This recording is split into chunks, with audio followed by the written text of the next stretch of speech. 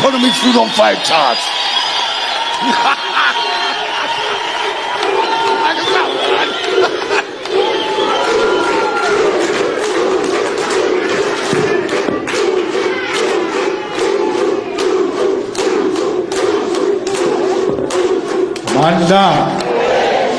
Amanda, viva EFF, viva, tata EFF, tata, owe mushoma kodi limpopo, owe, Amanda.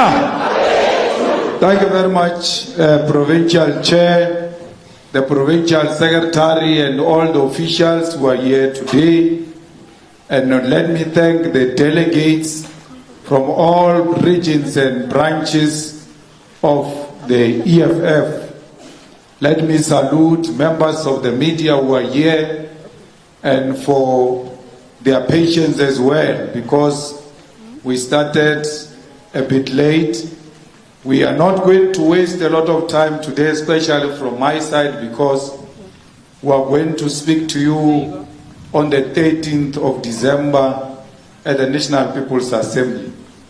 Commissars, leadership of the province, which is here with us today, and delegates to the Third National People's Assembly, I greet you all today in the name of economic freedom in our lifetime. We have gathered you here today to conduct a dry run for our National People's Assembly and to determine whether indeed the delegates which have been elected in the branch people's assemblies and branch general assemblies are people we can touch and feel and are people we can see. Each and every one of you hold a massive responsibility as you have been entrusted with a mandate by your branches who represent communities at a ward-based level to advance the challenges, needs, and aspirations of the people who reside where you come from. Fighters, as you are seated here today, you have a duty to be responsible with the power that has been delegated to you by the branches. As you are seated in this Provincial General Assembly, you have the responsibility to be disciplined and participate in the discussions around the discussion documents and the plan of action for the EFF in your province over the next 5 years. As a delegate of the EFF, you have a duty to reflect on the leadership question. And in your reflection, you must be incorruptible. It is your responsibility as a delegate to defend the movement from foreign tendencies, such as the use of money for the leadership contest and the influence of external forces in the National People's Assembly of the EFF. Delegates, you are the shield that will protect the integrity of the EFF and defend the people's movement from infiltration.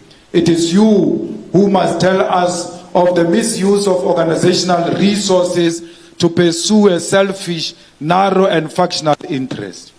It is you who must guard against quarantine of delegates in places which are not approved by the EFF, and the use of transport that does not belong to the EFF to transport you as delegates. Fighters, you must not allow the power that you hold on behalf of the people to be purchased by individuals who are seeking election and or who are promoting anarchy in the National People's Assembly. Your primary responsibility is that you must maintain the discipline of the movement. Delegates, we take this opportunity to remind you that the following will constitute a wrongful lobbying practices: raising and using funds and other resources to campaign for elections, distributing money to EFF members and structures as part of a campaign for leadership election, production of t-shirts, posters, and other paraphernalia to promote a particular list of candidates, promising positions or other incentives or threatening to withhold such as a means of gaining support, using the media to promote a particular list of candidates and to spread malicious rumors, falsehoods, or allegations against those with whom you disagree, leaking confidential information to the media, secret interaction with journalists with the intention to get them to write stories on internal organizational issues and communicating internal decisions, or processes to the media without due authorization. Negative campaigning, which relate to the attacks of the integrity of other comrades, both within the structures of the movement and in other forums. Suppressing honest and legitimate debate about the caliber of candidate in formal meetings of the movement. Allowing structures or individuals to condone violation of constitutional provisions and or regulations and or failing to report such violations when they occur.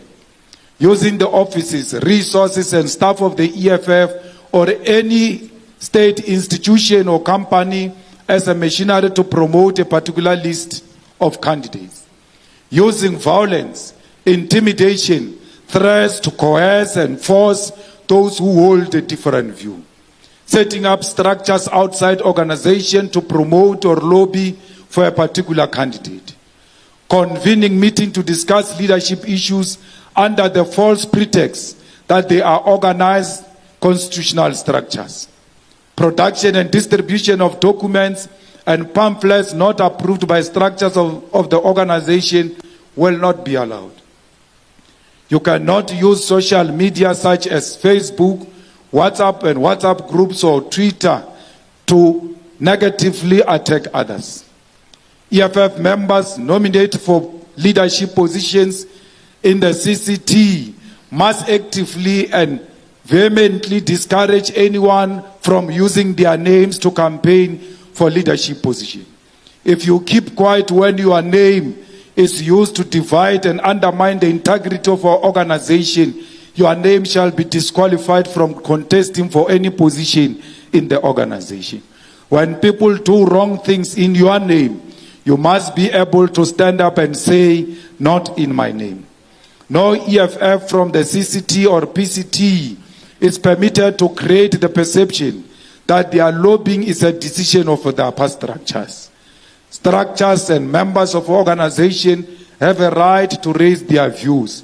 No one must come and impose a list and say democratic centralism says this is what we must do. Now is the time for branches to speak and not the upper structures. Lobbying shall stop once the process of electing the new CCT has been concluded at the Third National People's Assembly. Once the new CCT is elected, it becomes the duty of all EFF members to unite and rally behind the newly elected leadership, regardless of the preference the delegates had before the elections. We urge you to remain loyal only to the National People's Assembly guidelines, the Constitution of the EFF, the Code of Revolutionary Discipline, and the EFF Founding Manifesto. Do not be loyal to the Code of Conduct and Constitution of the faction, because you will have to choose between the Constitution of the faction and the Constitution of the EFF. And the EFF Constitution will always win over individuals. If anyone tries to make you conduct yourself outside of these revolutionary documents, then it is your revolutionary responsibility to report such individuals. A delegate of the EFF is not silent in the face of corruption. A delegate of the EFF does not look away when they sense the movement is about to be compromised or be put in a disrepute. Fellow fighters, as a delegate of the EFF, you are expected to be loyal to our Constitution. And our Constitution demands of us in Section 6, subsection 7b, loyalty means that at all times, members and leaders will not keep quiet when the organization is unfairly criticized and attacked in private and in public.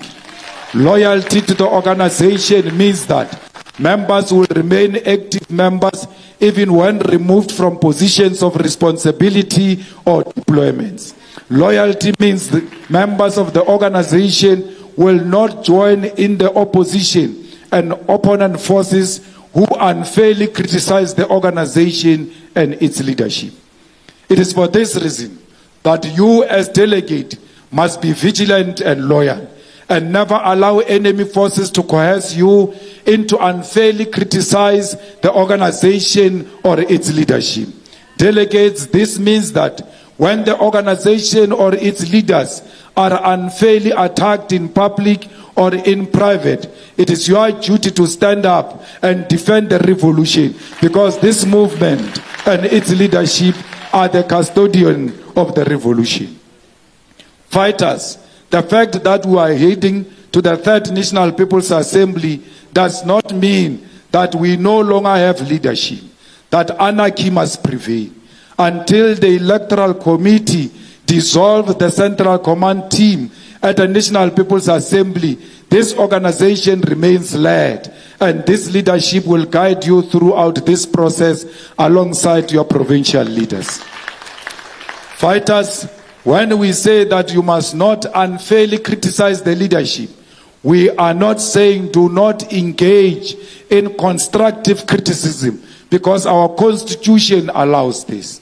Section 6, subsection 5 of the Constitution speaks to constructive criticism and self-criticism, and it reads as follows. From time to time, members and structures of the EFF should engage in constructive criticism and self-criticism, meaning they should openly, honestly review the work they do and avoid all forms of boastfulness and self-glorification over minor achievements. The People's Assembly, CCT, PCT, RCT, BCT, deployed cadres and members should periodically review the work they are doing against their own set targets. They should always ask whether they have taken the correct decisions, whether they have achieved what they intended to achieve within the time periods they decided upon. Fellow fighters, none of you must therefore feel like you are censored from reflecting and engaging in constructive criticism, because when you are critiquing this organization, you are critiquing yourself, because you are the organization. The discussion documents of the Third National People's Assembly are part and parcel of this collective constructive criticism and self-criticism, especially in the organizational character and design document.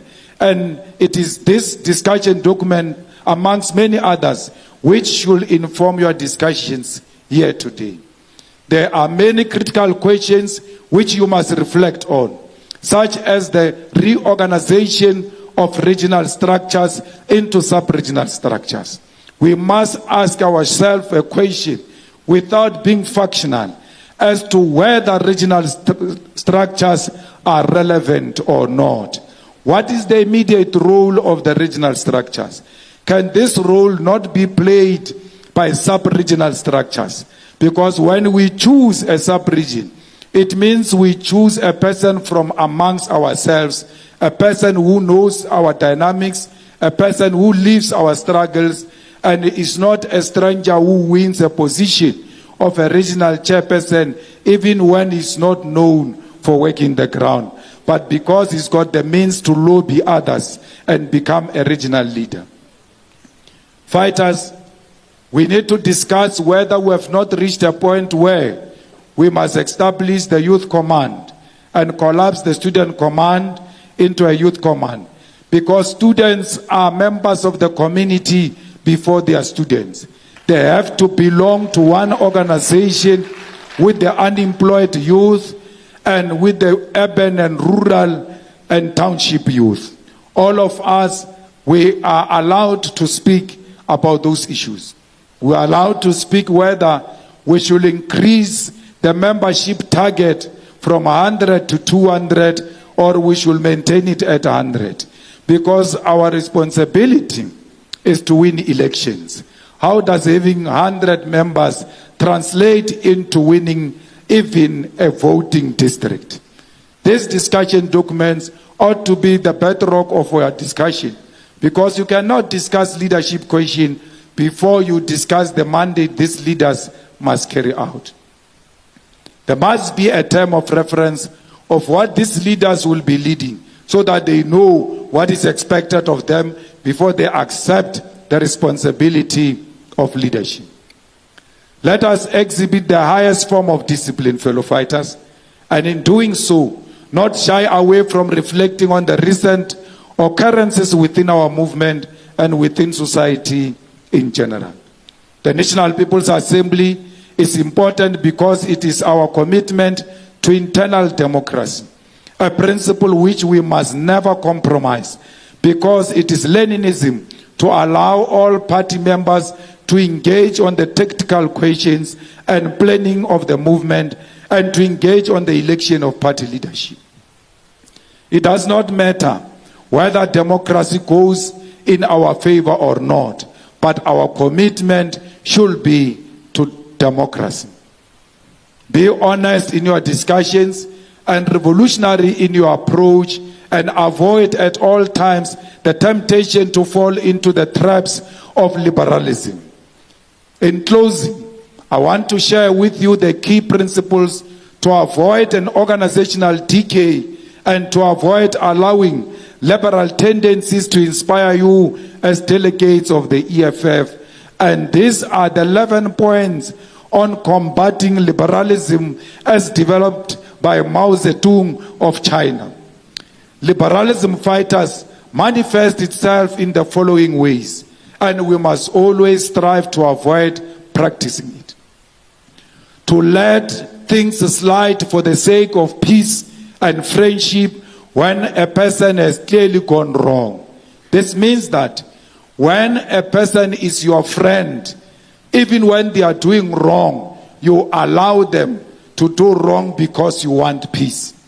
And refrain from principal argument because it's an old acquaintance, a fellow townsman, a schoolmate, a close friend, a loved one, an old colleague, or old subordinate. You cannot keep quiet in the organization even when the wrong is done by your wife or the husband who's a fellow member. A wrong is wrong even when committed by the loved one. Or to touch on the matter lightly instead of going into it thoroughly, so as to keep on good terms. The result is that both the organization and the individuals you are protecting are going to be harmed. To indulge in irresponsible criticism in private instead of actively putting forward one suggestion to the organization. At the corners, you speak very bad about the organization. In private, you speak very bad about the organization. In private houses and functions where we are not present, you speak very bad of the organization. To say nothing to people, to their faces, but to gossip behind their backs, or to say nothing at a meeting, but to gossip afterwards. To show no regard at all for the principle of collective life, but to follow one's own inclination. This is a second type of unacceptable tendency. To let things drift if they do not affect one personally. So if you are not personally affected, you just allow things to pass, yet you say you love the organization. To say as little as possible while knowing perfectly well what is wrong. To be wordly wise. Wordly wise means you speak in tongues and not very clear where you stand, because you play safe and seek only to avoid a blame. Never avoid a blame. Take a position. Not to obey orders, but to give pride of place to one's own opinions. When the leadership says to you, this is the direction we are taking, even after a thorough debate, because you think your own individual opinion is superior to that collective wisdom, you disobey the collective wisdom. To demand special consideration from the organization, but to reject its discipline. To indulge in personal attacks, big quarrels, vent personal spite, or seek revenge instead of entering into an argument and struggling against incorrect views for the sake of unity or progress or getting the work done properly. To hear incorrect views without rebutting them, and even to hear counter-revolutionary remarks without reporting them, but instead to take the calmly as nothing had happened. You sit with people in their rooms, in your own houses, in the suburban areas, and they tell you they are going to leave the EFF, and you don't report that counter-revolutionary remarks to the leadership of the EFF and want to be regarded as one of our own. To be among the masses and fail to conduct propaganda and agitation or speak at a meeting or conduct investigation and inquire amongst them, and instead to be indifferent to them and show no concern for their well-being, forgetting that one is a communist and behaving as if one were an ordinary non-communist. It's a reactionary view. To see someone harming the interest of the masses and yet not feel any problem or dissuade or stop him or reason with him, but allow him to continue doing wrong to the community. To work half-heartedly without definite plan or direction. To work perfectionary and muddle along. So long as one remains a monk, one goes tolling the bell. This is a ninth type of a tendency that is unacceptable. To regard oneself as having rendered great service to the revolution.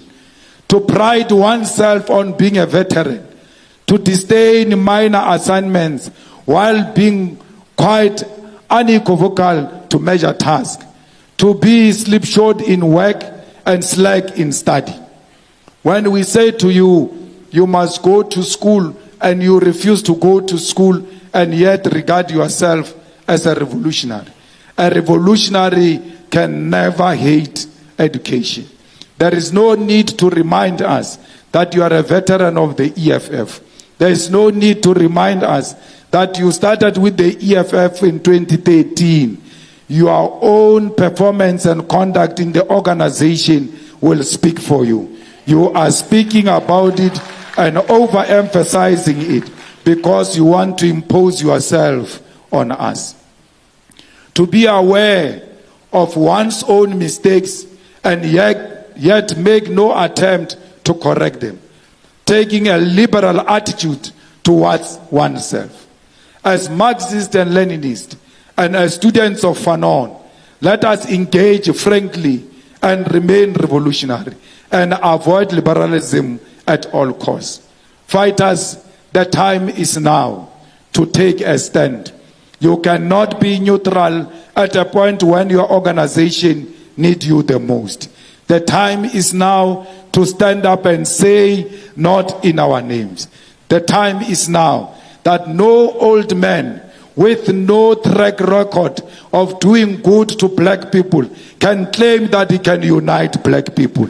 Only the EFF has demonstrated that it has got capacity to unite black people. Only the EFF has got a track record of 11 years of unbroken struggle, fighting for the interest of the black people in South Africa. No organization, older or young, can claim the achievements that the EFF has made in 11 years, because this EFF, from its inception, it has never been ashamed to be associated with black people and Africans in particular.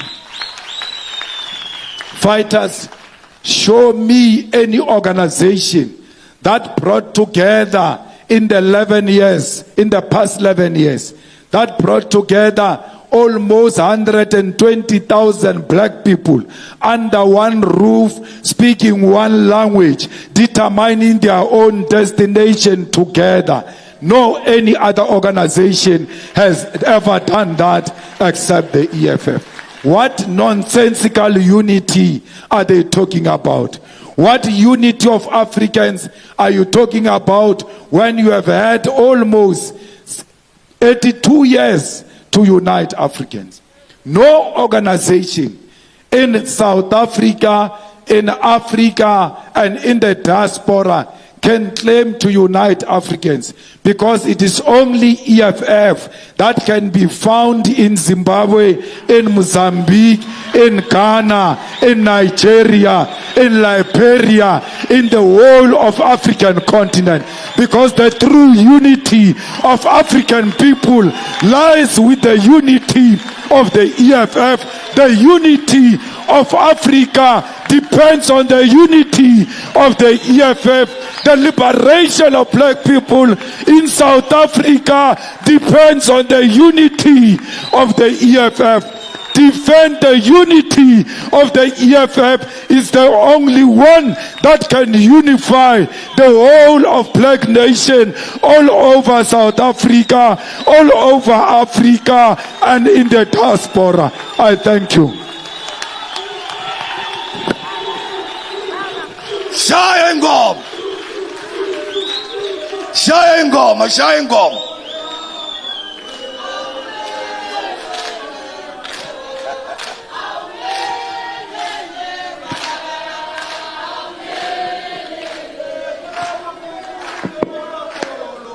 Hey, mura. Awuyeke.